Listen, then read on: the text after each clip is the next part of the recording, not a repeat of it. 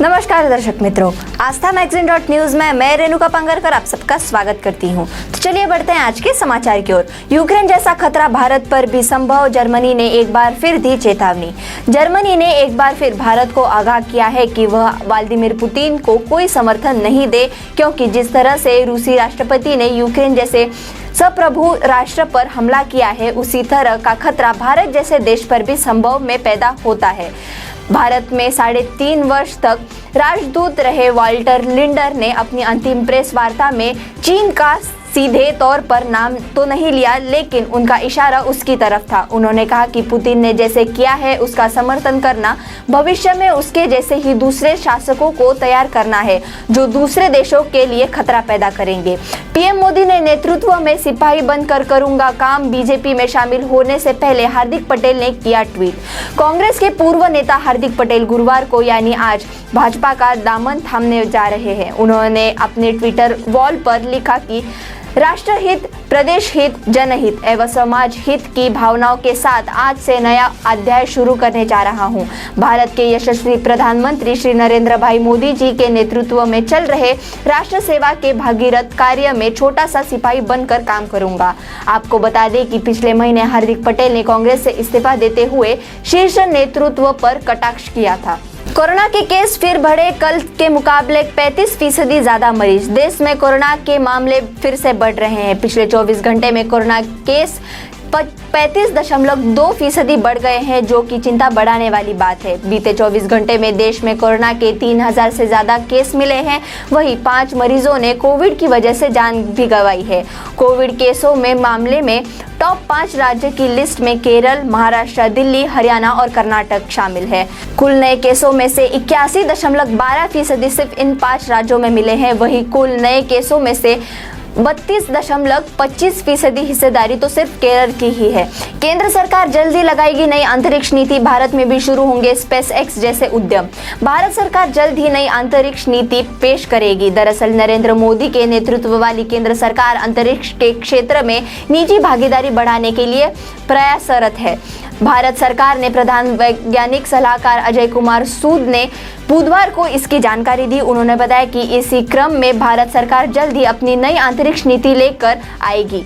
उन्होंने कहा कि इस बारे में सारी बातचीत हो चुकी है। अंतरिक्ष नीति का फाइनल एडिशन जल्द ही अधिकार प्राप्त प्रौद्योगिक समूहों को भेजा जाएगा। इस नीति के अपने आने के बाद भारत में भी स्पेस एक्स जैसी कंपनियां शुरू हो सकेंगी।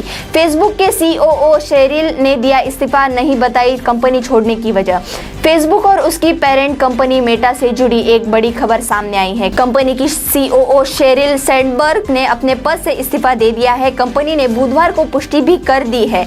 हालांकि शेरिल के कंपनी छोड़ने की वजह का खुलासा नहीं हुआ है। सैंडबर्ग ने इस्तीफे को लेकर की गई फेसबुक पोस्ट में कहा कि उन्हें आगे चलकर समाज के लिए परोपकारी कार्य करने पर अपना पूरा ध्यान केंद्रित करने की योजना बनाई है। सैंडबर्ग का फेसबुक के साथ यह सफर करीब 14 साल लंबा रहा।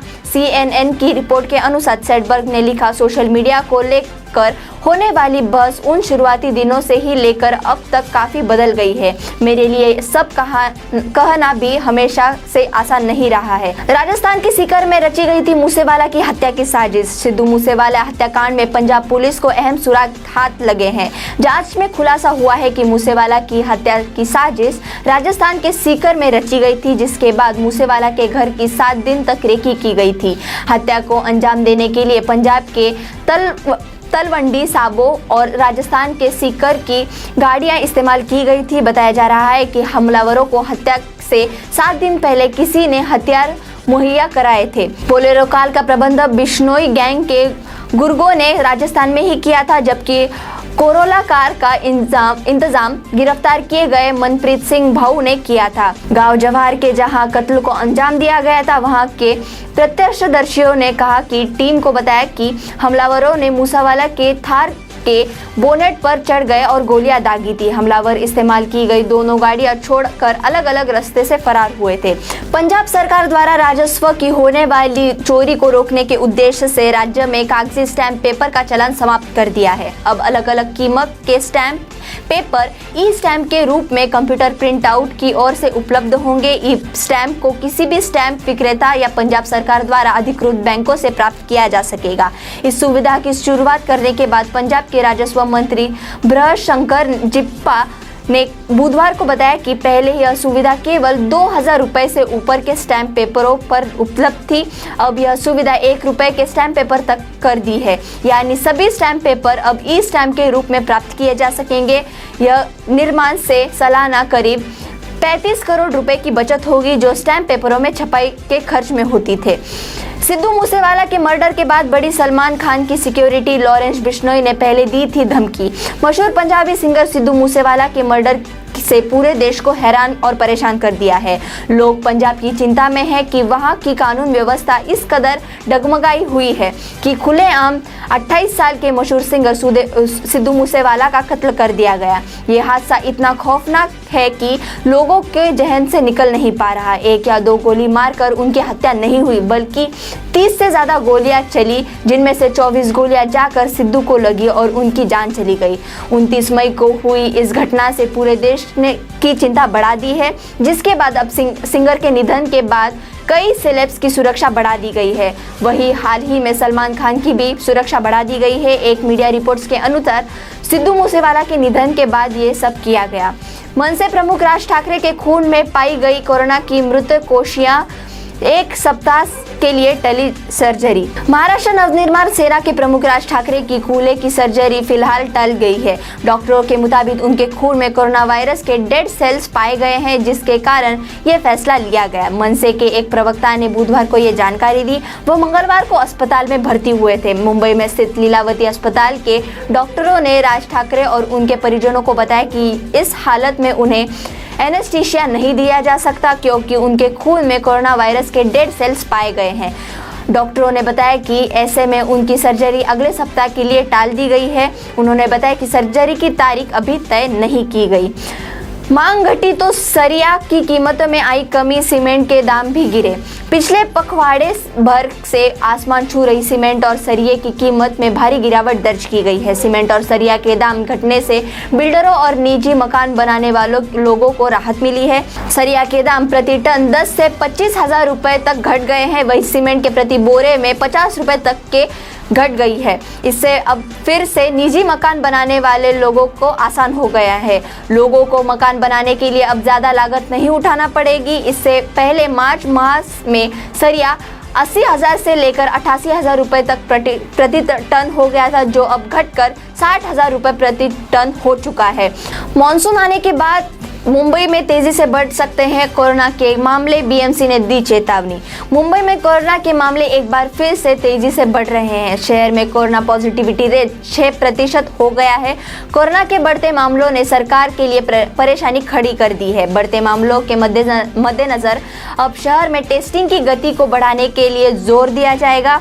बीएमसी ने इस बात की जानकारी दी। बीएमसी ने अधिकारियों ने युद्ध स्तर पर टेस्टिंग को बढ़ाने के लिए कहा है। इसी के साथ साथ परीक्षण करने वाली लैब को पूरे स्टाफ के साथ एकदम सक्रिय होने को कहा है। बीएमसी ने चेतावनी दी है कि मुंबई में दैनिक नए मामले में जबरदस्त वृद्धि देखी गई है। मॉनसून आने के साथ ही अब कोरोना के मामलों में और वृद्धि देखने को मिलेगी।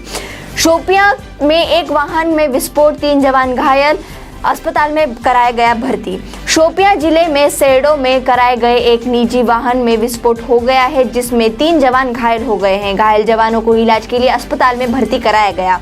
रिलीज से पहले अक्षय कुमार की सम्राट पृथ्वीराज को झटका। अक्षय कुमार की फिल्म सम्राट पृथ्वीराज कल यानी 3 जून को बड़े पर्दे पर रिलीज हो रही है, लेकिन रिलीज से पहले अक्षय कुमार की सम्राट पृथ्वीराज को झटका लगा है। ऐतिहासिक फिल्म सम्राट पृथ्वीराज, जिसमें अक्षय कुमार मुख्य भूमिका में है, को कुवैत और ओमान में बैन कर दिया गया है। फिल्म राजा पृथ्वीराज चौहान की कहानी को दर्शाएगी, जिन्होंने मोहम्मद से भारत की रक्षा के लिए बहादुरी से लड़ाई लड़ी थी। एक सूत्र ने नाम जाहिर ना करने की शर्त पर बताया यह बेहद दुर्भाग्यपूर्ण है कि हमारे गौरवशाली हिंदू सम्राट पृथ्वीराज के जीवन और साहस पर आधारित फिल्म को कुवैत और ओमान जैसे कुछ अंतर्राष्ट्रीय बाजारों में बैन कर दिया गया। ऐसा लगता है कि इन देशों ने फिल्म की रिलीज से पहले ही स्टैंड लिया है। सूत्रों ने आगे बताया, सम्राट पृथ्वीराज चौहान का जीवन इस बात का प्रमाण है कि भारतीय सही के लिए खड़े हुए और हमारे देश को बेरहम आक्रमणियों से बचाया जो केवल हमारे लोगों को लूटना और उनकी हत्या करना चाहते थे। यह फिल्म अभी वास्तव में चर्चा में है। 26 दिनों में 4.5 लाख श्रद्धालुओं ने बाबा केदारनाथ के लिए दर्शन।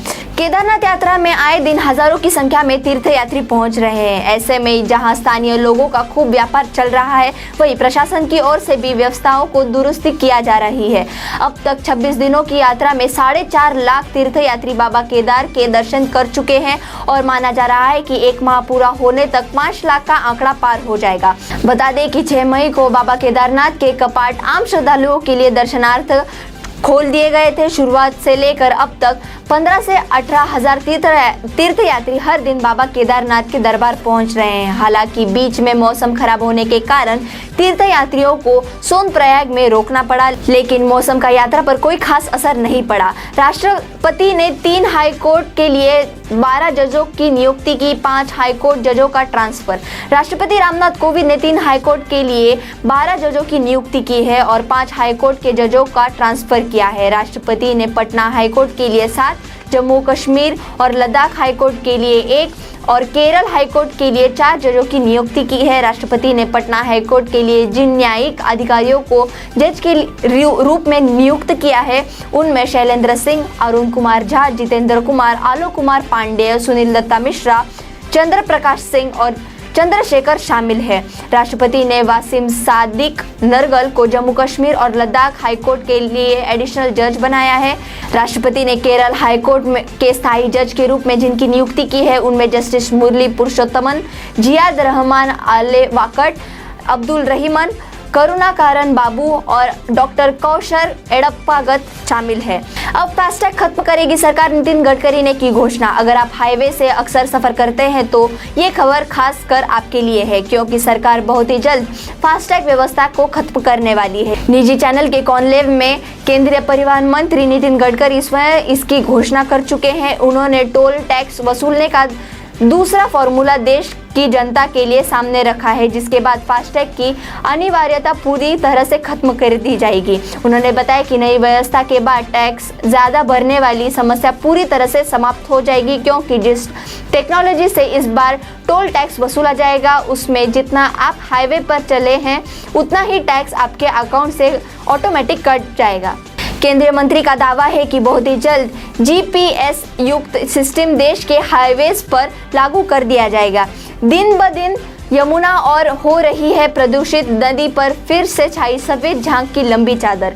यमुना नदी से फिर जहरीले सफेद झाग की लंबी चादर देखने को मिली है। वहीं दूसरी ओर इसके जल स्तर से भी लगातार गिरावट देखने को मिल रही है। यह जहरीले सफेद झाग दूर से किसी बर्फाली नदी की तरह लग रही है। राजधानी दिल्ली में यमुना नदी की हालत बहुत खराब है। एक तरफ जहां इसके जल स्तर में लगातार गिरावट आ रही है, वहीं दिन ब दिन इसका पानी भी और भी प्रदूषित होता जा रहा है। हाल ही में यमुना नदी का एक वीडियो सामने आया है, जिसमें यह देखा जा रहा है कि कैसे नदी में टॉक्सिक घुल गया है।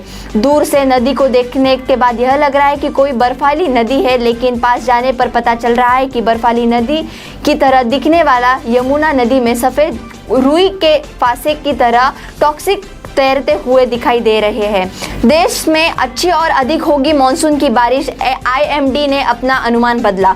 भारत में मॉनसून को लेकर इस मौसम से पहले लगाए गए अनुमान से अधिक बारिश होने की उम्मीद है। भारत मौसम विज्ञान विभाग ने यह पूर्वानुमान जाहिर किया है।